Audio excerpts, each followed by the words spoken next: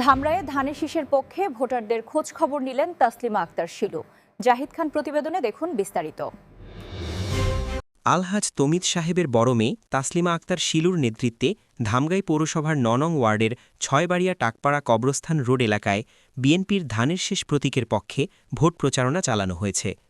প্রচারণাকালে নেতাকর্মীরা বাড়ি বাড়ি গিয়ে ভোটারদের খোঁজখবর নেন এবং আসন্ন নির্বাচনে ধানের শীষে ভোট দেওয়ার আহ্বান জানান।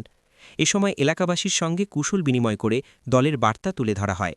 এতে উপস্থিত ছিলেন পৌর ছাত্র দলের সভাপতি শেখ খুদান্নুর রনি, সাধারণ সম্পাদক অন্য রহমান হাসান, সহসভাপতি ইসমাইল হোসেন রনি, সহসভাপতি আকাশ, নাইম শেখ সম্রাটসহ বিএনপি ও অঙ্গ সংগঠনের নেতাকর্মীরা।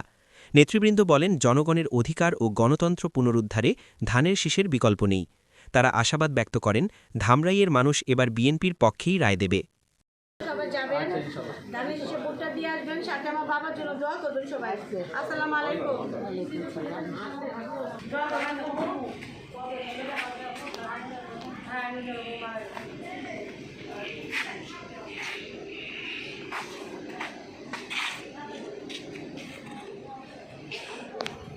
টাকা নেই, টাকা